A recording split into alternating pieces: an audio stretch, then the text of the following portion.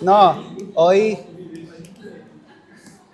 Francisco apareció de repente, ¿no? Pre-proa. ¿Eh? Yo não estava lembrando mais nem do seu rosto, Francisco. Hoje sim, se hizo presente otra vez, né? Pre-proa. Buenas tardes a todos. ¿Cómo están? Buenas tardes, Jorge y...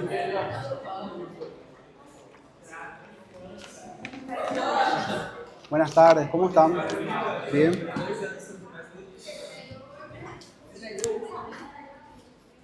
Muy bien, vamos a hablar hoy de tejido sanguíneo, ¿ok? Tejido sanguíneo en fisiología, ¿sí? Tejido sanguíneo, claro. Pero ahora como sistema sanguíneo, ¿eh? Sí. Sí. ¿Por qué? No hay tiempo para repaso, ¿no? ¿Viste? Pre-proa aparece, ¿no? La gente aparece. Si viene, aparece, habla, excelente, ¿no? Esos son los milagros de la pre-proa, ¿no? Vamos a hablar hoy de células de la sangre, ¿sí? Y vamos a recordar un poquito sobre las células de la sangre, ¿sí? Contenido también de la prueba, ¿sí? Que va a entrar, ¿sí? No podemos atrasarnos porque estamos un poquito ya apurados, ¿no? Antes de hablar de la fisiología de la sangre, vamos a recordar un poquito de los componentes de la fisiología de este tejido para poder entender cómo funciona, ¿sí? Las células de la sangre, nosotros básicamente tenemos tres grandes grupos de células de la sangre: los glóbulos rojos, los glóbulos blancos y aquellas que no son propiamente células, sino que son restos celulares que se conocen como plaquetas o trombocitos. Las plaquetas son residuos celulares que derivan de los megacariocitos, ¿ok? De ahí derivan las plaquetas, ¿ok? Ahora, los glóbulos rojos, también llamados eritrocitos, son células que derivan del linaje de la célula mieloide común. ¿Recuerdan? Nosotros tenemos una célula madre hematopoyética.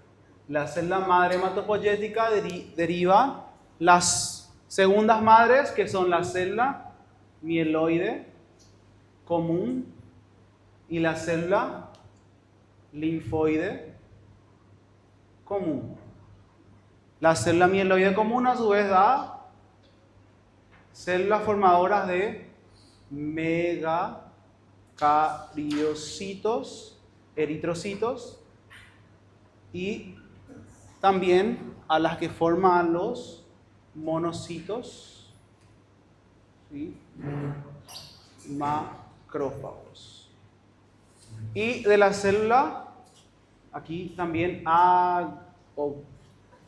granulocitos.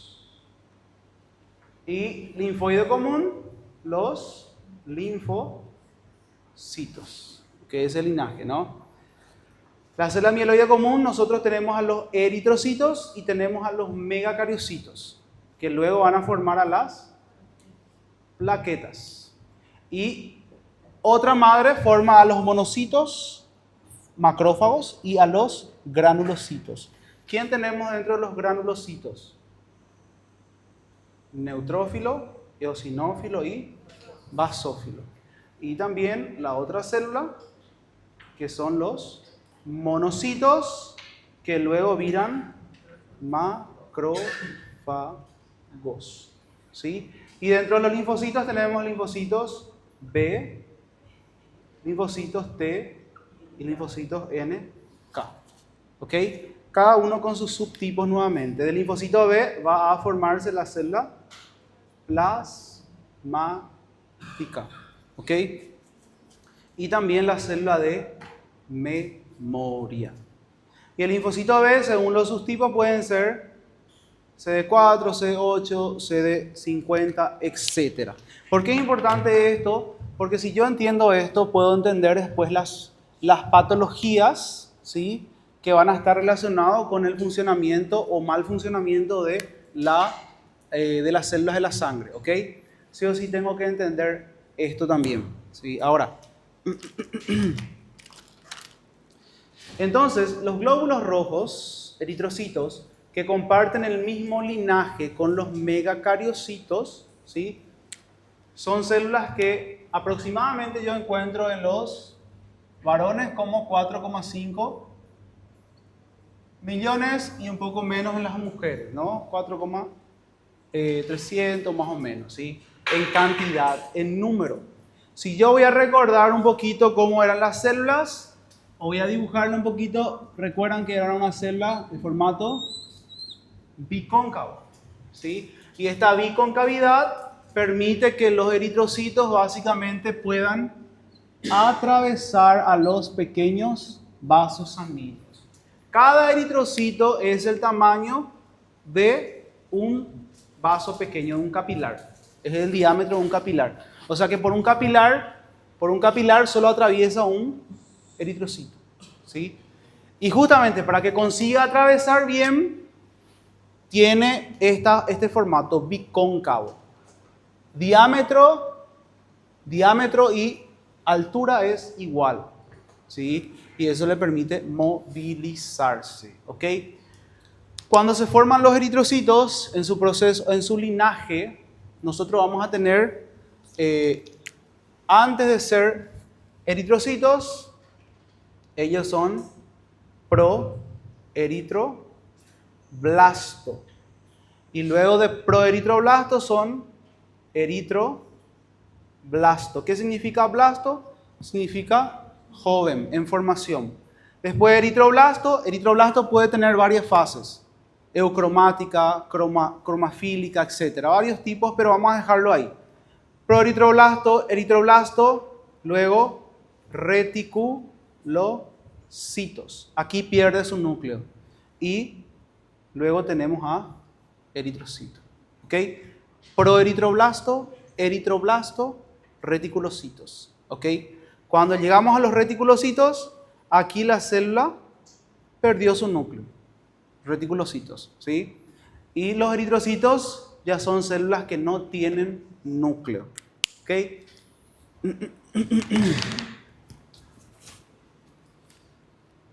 Muy bien. Ahora, cuando vamos a analizar un eritrocito, vamos a verlo así. ¿Ok?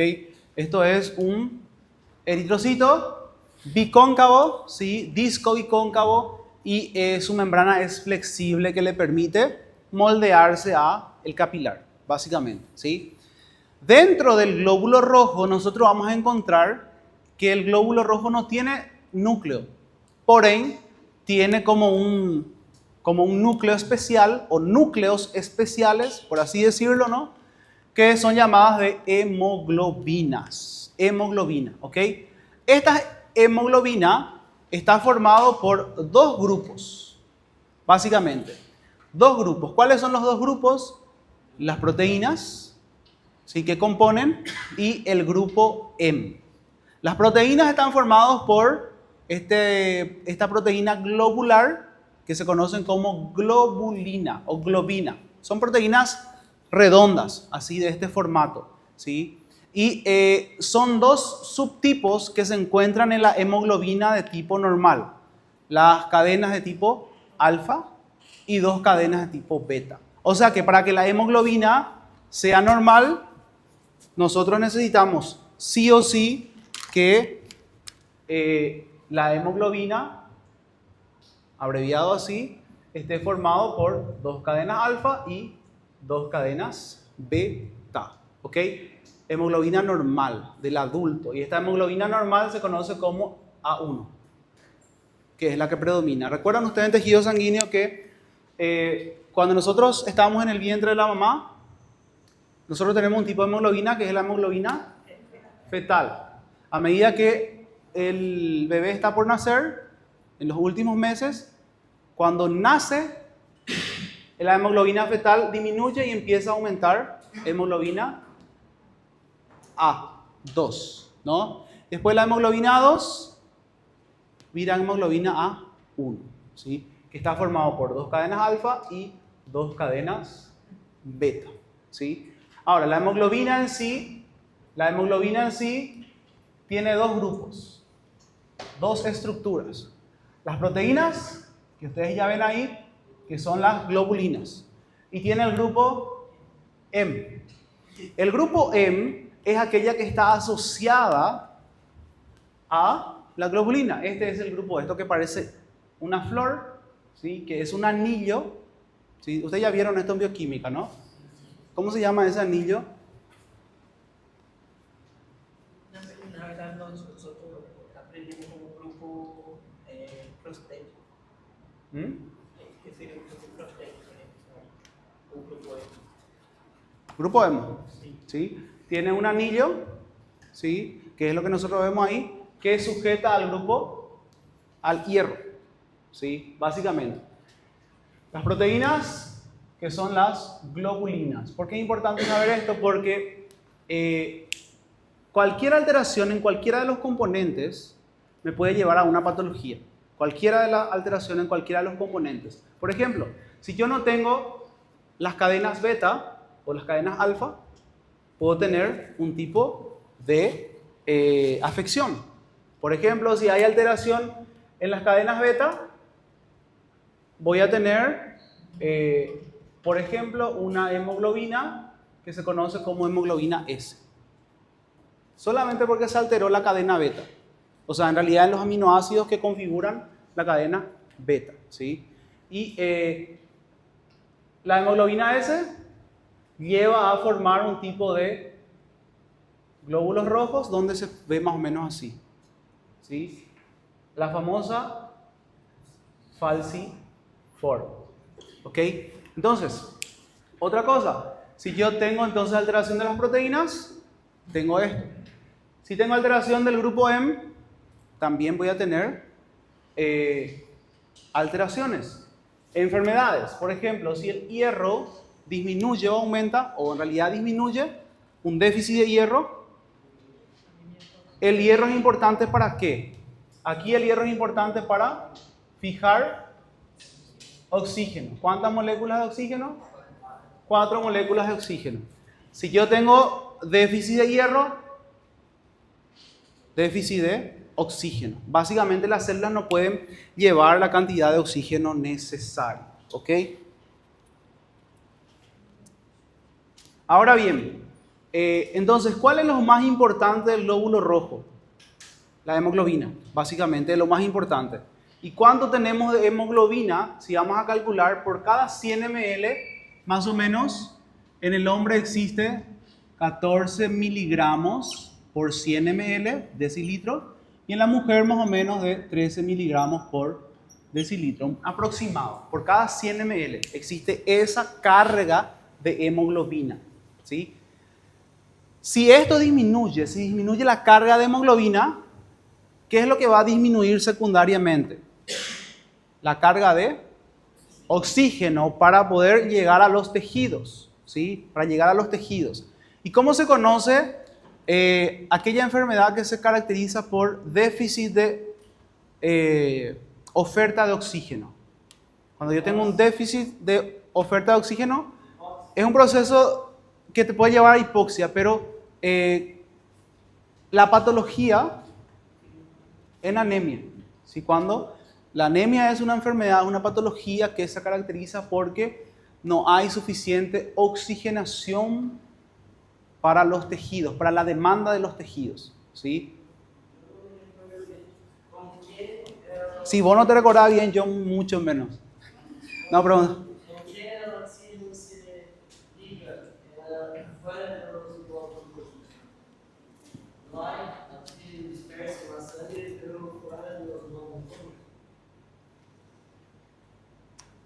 ¿cómo así? Fuera de los glóbulos rojos, ¿en dónde? Y cuando él sale se va a fijar a los tejidos que necesitan de oxígeno. El oxígeno solo está en la sangre adentro de los glóbulos rojos. Cuando está circulando en la sangre adentro de los glóbulos rojos, ¿sí? Pero cuando hay tejidos o células que requieren de oxígeno, esos tejidos van a robar van a robar el oxígeno que lleva el glóbulo rojo. Porque el glóbulo rojo es solo un carrito que pasa. Y si él necesita, pega. Y las células necesitan oxígeno para todos los procesos básicamente metabólicos que ocurren, ¿sí? Entonces, como la célula no tiene núcleo, tiene hemoglobina. Más o menos esta cantidad por cada glóbulo rojo, ¿sí? Y la hemoglobina, entonces, entendiendo su estructura, cada parte lleva una función. Si alguna parte se altera, esto me va a llevar a algún proceso patológico, ¿sí? La más conocida, por ejemplo, la anemia, ¿sí? Anemia, ¿ok? La anemia es una patología que se caracteriza porque la sangre o las células que llevan sangre no satisfacen la demanda de los tejidos en cuanto a la necesidad de oxígeno. No es suficiente, ¿sí? ¿Y por qué no es suficiente? ¿Por qué no está cargando mucho, no está elevando mucho oxígeno? Y bueno, la patología, la falla puede ser en las cadenas de proteína, puede ser en las cadenas alfa o beta, o puede ser, por ejemplo, en la falta de hierro. Cualquiera de ellos puede llevar a que secundariamente disminuya el oxígeno, ¿ok? Y eso se conoce como anemia. Patología que se caracteriza porque el cuerpo no satisface la demanda de oxigenación, ¿sí? Entonces, una persona que está en reposo, sentada así, constantemente puede tener ¿qué cosa?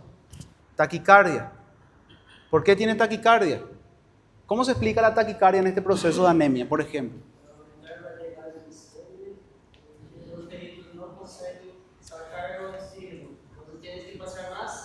Exactamente, eso mismo es. Tiene que pasar más sangre para que supla esa necesidad del cuerpo.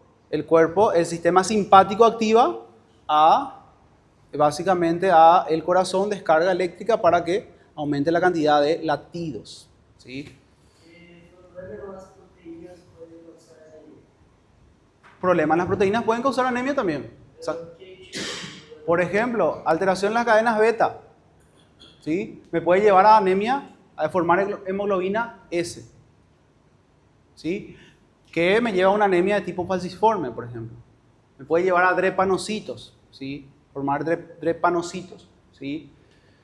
Y bueno, porque cualquier parte que se altera de la hemoglobina puede afectar la carga de oxígeno. Y eso me puede llevar a una anemia, ¿ok?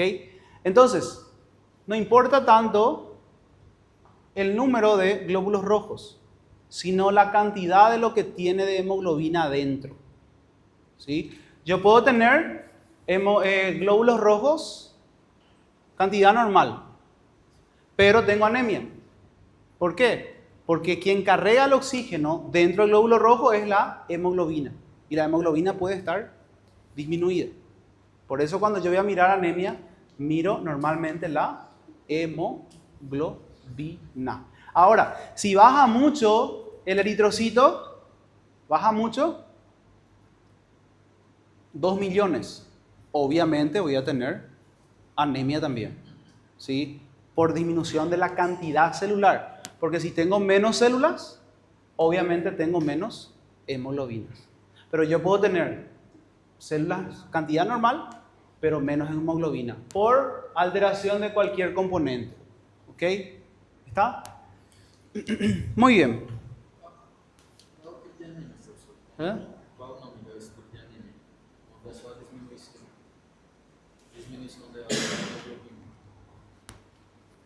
Cuando hay sola disminución, no, y la disminución de la hemoglobina ya es anemia. Y existen distintos tipos de anemia, ¿sí? ¿Qué le llevó a la causa de anemia? Y la clasificación es grande, muchísimos tipos de anemia, pero vamos a ver las principales aquí, ¿no? ¿Cuál relación tiene la vitamina B12 con el hierro? Muy bien, excelente pregunta, ¿no? Pero vamos a llegar a esto primero, ¿ok? Para que el hierro también llegue a la hemoglobina, el hierro necesita, ¿cómo nosotros metemos hierro? Básicamente por el consumo, ¿sí? Se absorbe hierro y el hierro es transportado a través de una proteína que se conoce como transferrina. ¿Ustedes vieron esto, no? Que básicamente es el carro que lleva hierro, ¿no? La transferrina transporta a los sitios donde hay formación de eritrocitos para que se pueda ligar al grupo M, ¿sí?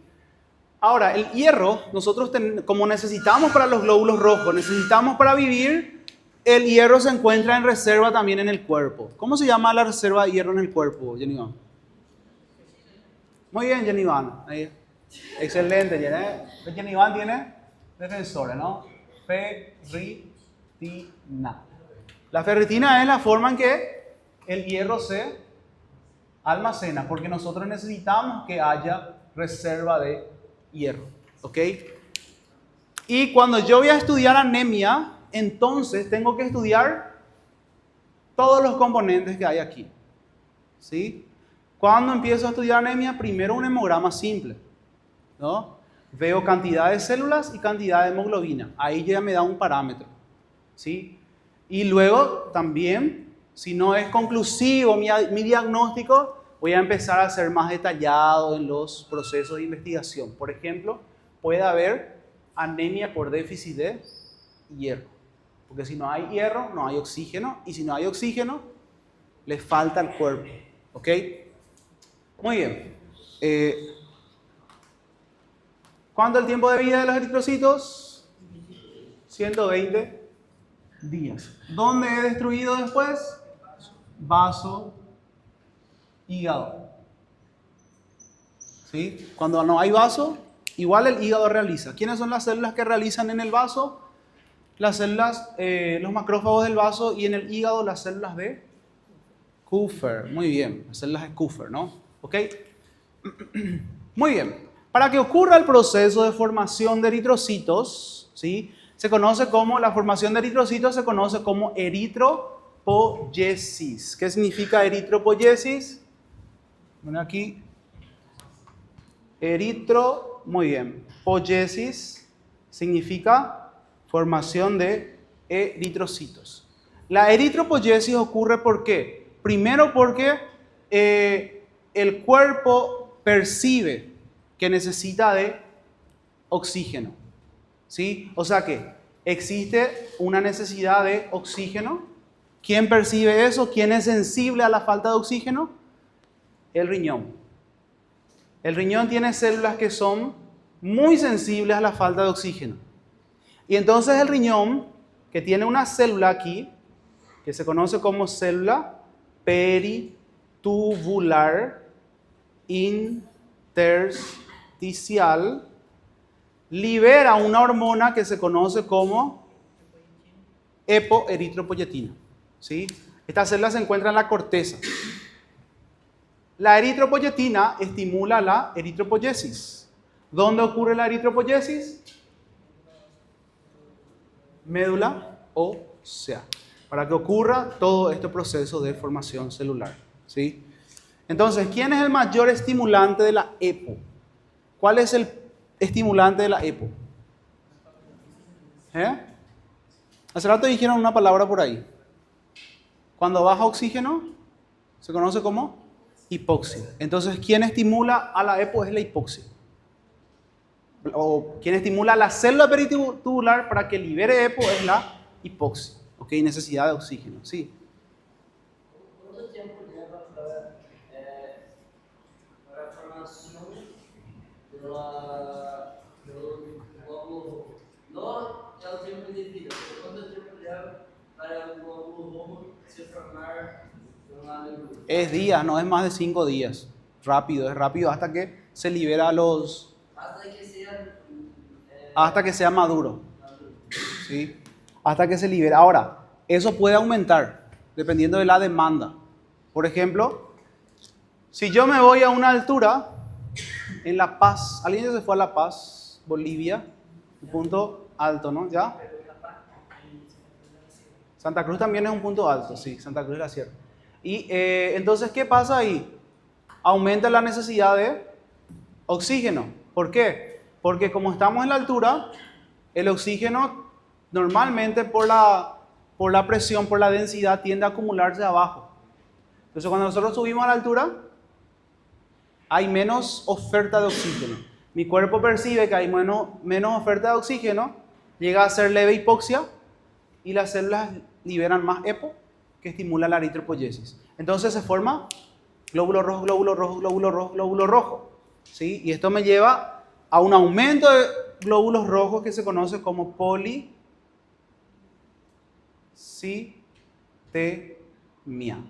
¿Ok? Policitemia, cuando hay muchos glóbulos rojos. ¿Sí? Y la policitemia, entonces aumento del número de glóbulos rojos se puede dar por la necesidad externa de oxígeno. Los jugadores que van a jugar en La Paz, por ejemplo, se van 15, 20 días antes, ¿no? ¿Para qué? Para que el cuerpo ya esté formando eritrocitos. Porque si hay más eritrocitos, voy a tener más hemoglobina y va a poder satisfacer más a las necesidades, ¿no?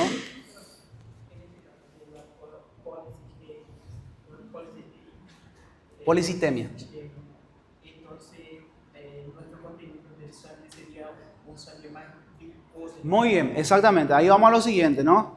Policitemia, si hay aumento del número de células dentro del tubo, aumentó el número de glóbulos rojos. ¿Cómo va a ser el hematocrito? El hematocrito va a aumentar. ¿Cómo está la sangre? La sangre está, ¿qué cosa? Viscoso, ¿sí? Está viscoso. N aumenta. Viscosidad. Y si la viscosidad aumenta, ¿cómo es el flujo? El flujo es lento. Y si el flujo es lento, ¿me puede llevar a qué? Cuando la sangre se estanca, puede coagular, ¿sí? Puede coagular, ¿no? Y formar pequeños, hay un riesgo de trombo, de que coagule y se forme trombos. Entonces, si se forma trombo, esos trombos pueden viajar a los vasos y cuando llegan a un vaso menor, tapa. Y cuando tapa, empieza a haber isquemia en esa zona. Isquemia, y después infarto, necrosis, ¿no? ¿Ok? Ahora, obviamente, en este proceso puede ser peligroso cuando es un proceso adaptativo, pero es más peligroso cuando es una enfermedad con la que se nace ya, ¿sí? Cuando hay policitemia de tipo genética, se conoce como policitemia vera. ¿Qué es la policitemia vera? Básicamente una alteración genética donde la médula ósea produce muchos glóbulos rojos llevando a todo esto, ¿sí? Es por eso que entonces en la cirugía se dan anticoagulantes, porque para tornar más lento el flujo. ¿En la transfusión? En algunas cirugías da al paciente anticoagulante. No siempre se le da anticoagulante. No. Normalmente el anticoagulante se le da cuando la persona tiene riesgo de trombosis, ¿sí? O post cirugía. Por ejemplo, cuando después de la cirugía vas a quedarte mucho tiempo en cama. ¿Por qué? Si te vas a quedar mucho tiempo en cama, ¿qué es lo que pasa?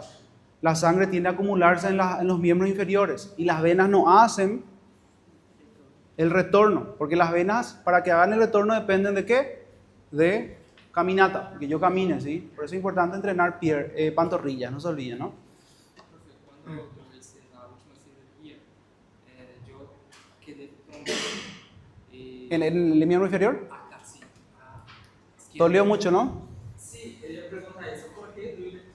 Porque se activan los mecanismos inflamatorios, ¿no? Y básicamente, dependiendo del vaso de obstrucción, como está obstruyendo el vaso, se activa un proceso inflamatorio que libera muchísima cantidad de bradicininas, por ejemplo, histamina, que actúan sobre la señalización del dolor, ¿sí?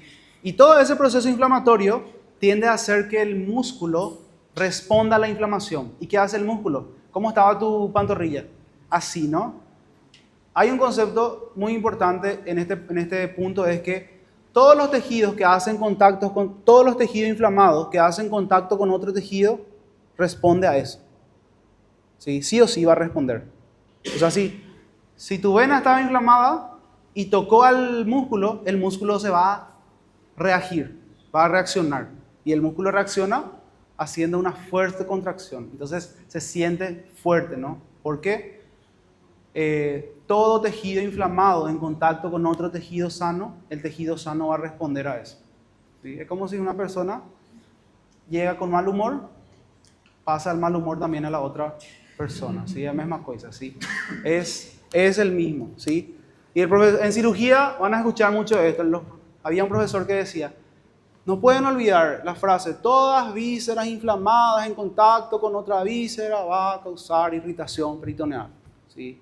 Entonces, por eso, cuando yo tengo una inflamación a nivel del abdomen, solamente una partecita, todo me duele. A ver, ¿por qué? Porque todo se irrita, responde a ese tejido inflamado.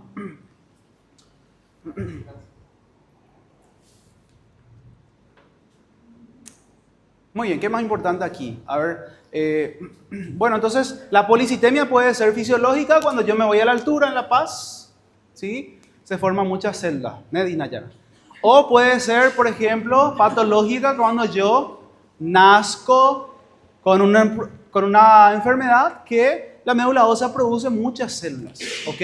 Muchas células, llevando a lo que se conoce como policitemia vera. Jennifer, ¿puedes apagarme la luz, por favor? Giovanna, disculpen, Jennifer miró desde allá, ¿no? Entonces, la policitemia vera aumenta el número de sangre, aumenta hematocrito, viscosidad, riesgo de trombosis, hipertensión. Carlos, ¿por qué me lleva una hipertensión en una policitemia vera? ¿Cuál es el mecanismo fisiológico que explica la hipertensión en la policitemia vera? Por ejemplo, voy a poner la prueba de eso, ¿no? Puede salir. Mecanismo fisiológico que explica la hipertensión en una policitemia vera.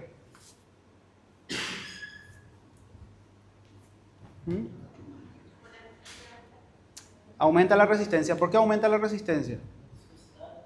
Porque la viscosidad aumenta, exactamente. La viscosidad aumenta, entonces hay mayor resistencia. El flujo es más lento. ¿Sí? ¿Y qué hace el corazón? Tiende también a contraer más en respuesta a que hay una resistencia, porque el flujo es más lento. ¿Quién causó el flujo lento? La viscosidad. ¿Ok? Entonces puede haber hipertensión, aumento de la resistencia. Muy bien, ahora, ya que Jenny Iván quería saber los tipos de anemia que se pueden dar, existen varios tipos. Los principales, por ejemplo, la anemia puede ser de tipo microcítica. ¿Qué es microcítica? Pequeño, el eritrocito pequeño. ¿Sí? Eritrocito pequeño. ¿Ok?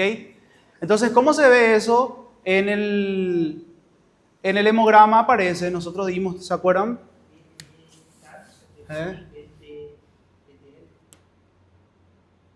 BCM. ¿Cuánto debería ser el BCM? Averigüen ustedes. No me acuerdo si ¿Sí? 30 y... Tiene un parámetro fijo estándar. Entonces, si el BCM es menor, ¿sí? Es menor que aparece en el hemograma, esto lleva a microcitosis, eritrocito pequeño. Entonces yo tengo hemoglobina baja, eritrocito pequeño. O sea, ¿qué llevó a la anemia? ¿Qué es lo que explica la anemia aquí? Explica que los eritrocitos son más pequeños y por eso, por ser más pequeños, también tienen menos, ¿qué cosa? Hemoglobina. Y si hay menos hemoglobina, oxígeno disminuye, ¿sí? Ahora, ¿qué me puede llevar a una anemia microcítica? ¿Por qué el eritrocito es pequeño, muy pequeño? ¿Sí? Porque, por ejemplo, yo estoy teniendo pérdida de sangre. Está sangrando. ¿Quién es la fábrica del eritrocito? ¿Dónde se fabrica? Médula ósea. ¿Y qué dice la médula ósea cuando yo estoy sangrando mucho? tengo que producir más, por ende, como no lleva el tiempo, no madura totalmente. Entonces se libera eritrocitos pequeños, ¿sí? Entonces, ¿en qué enfermedades, por ejemplo, se puede ver esto? Una persona normal que no tiene a veces síntomas así, pero no tiene nada. Según el paciente, él no pierde sangre. Él no pierde sangre, pero después se busca todo, se le hace un estudio que se llama sangre oculta en heces y se ve que hay pérdida por las heces, ¿no? ¿Y por qué? Porque alguna parte del tubo digestivo está lesionado. Entonces está perdiendo y él no ve porque son pérdidas muy pequeñas. Pérdidas muy pequeñas. Esa pérdida entonces me lleva a que la médula ósea intente compensar. Tiene que aumentar el tamaño, pero como dijo el compañero, salen glóbulos rojos inmaduros. ¿Sí? ¿Ok? En cáncer de colon, eso aparece mucho. El cáncer de colon por eso hay que investigar siempre cuando hay factores de riesgo. Familiares que tuvieron o mayor de 40 años, por lo menos hay que hacerse sí o sí una colonoscopía. ¿Por qué? Porque cuando el cáncer de colon ya aparece, empieza a manifestar síntomas, ya es estadio muy avanzado. Entonces, de repente, vio que tenía anemia microcítica, test de sangre en heces, positivo. Y ahí se va a las investigaciones. Chicos, allá en el fondo, Luis y... si quieren hablar pueden irse afuera, ¿sí? ¿Ok? No hay problema. Entonces, só uma perda de sangue que pode passar isso. Por exemplo, é o câncer pelo ar, ela perda de sangue pelas heces. no solo por las heces, hemorragia, por ejemplo, ¿sí? Mujeres que sangran mucho en su periodo menstrual. Mucha sangre, más de lo normal, también puede tener anemia microcítica. Cualquier tipo de hemorragia me puede llevar a una anemia de tipo microcítica, ¿no? ¿Cómo? Por ejemplo, paciente con DM también, hemorrágica también, pérdida sanguínea, ¿no? Después otro tipo de anemia aplásica. Esta anemia aplásica es cuando la médula ósea falla. ¿Por qué la fábrica falla? Irradiación, infección, medicamentos que afectaron a la médula ósea, lo que hacen es básicamente interferir con la función de la médula ósea y no funciona, no produce células en la cantidad que debería de producir, aplásica. Algo le dañó a la fábrica, ¿no? ¿Y dónde se producen los glóbulos rojos? En los adultos, en la médula ósea roja. ¿En qué parte? ¿Dónde había médula ósea roja? Clavícula, costillas, esternón y crestas. Esos son los sitios donde hay médula ósea activa. En los niños, básicamente en todo el hueso, pero en los adultos nosotros en esas zonas. Por eso cuando se va a hacer una biopsia medular, se tiene que biopsiar, no se puede biopsiar el radio, por ejemplo. Se tiene que biopsiar esternón, clavícula, y normalmente se hace de la clavícula o de la cresta, ¿sí? Ahora, llegamos a un punto de anemia que se conoce como megaloblástica, y aquí vamos a explicar el proceso que estaba preguntando Nilton. ¿Qué tiene que ver la B12 con el ácido fólico para la formación de glóbulos rojos? ¿Sí? Ahora sí, Giovanna, te voy a pedir otra vez que me ayudes, por favor. Gracias.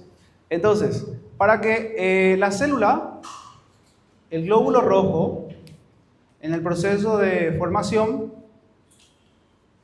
el núcleo, ¿cuál es el componente principal del núcleo? ADN, ¿no?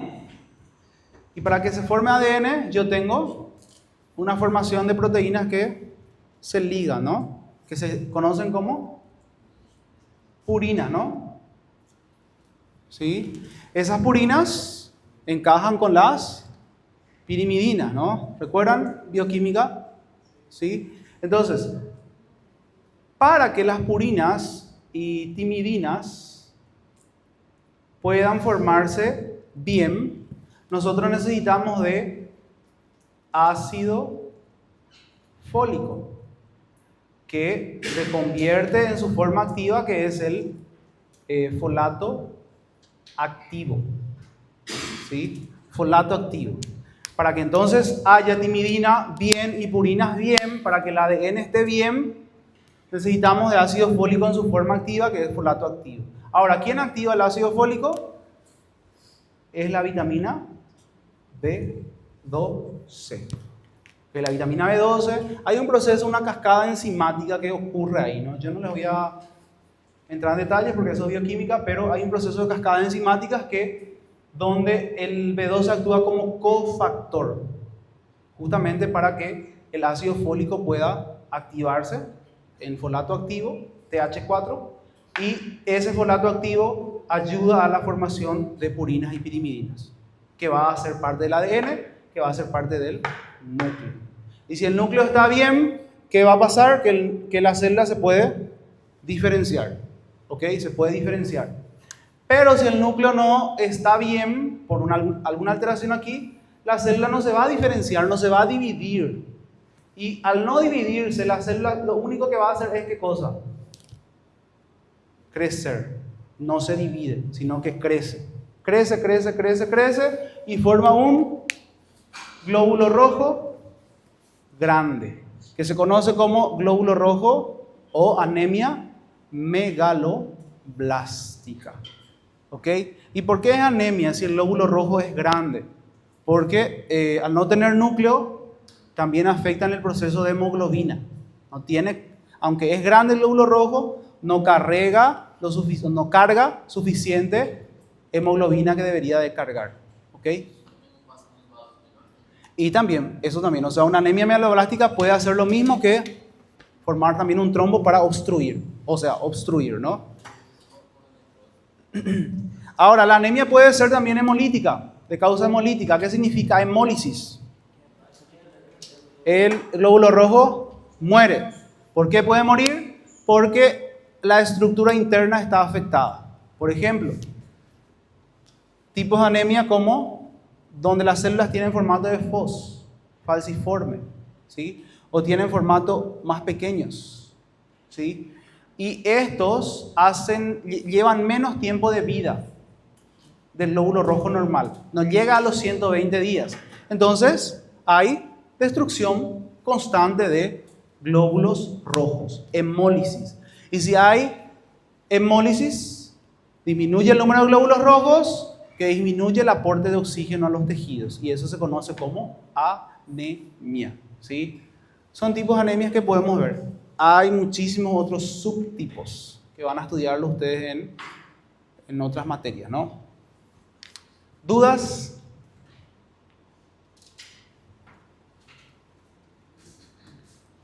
Muy bien, eso era todo, ¿sí? De eritrocitos y anemia.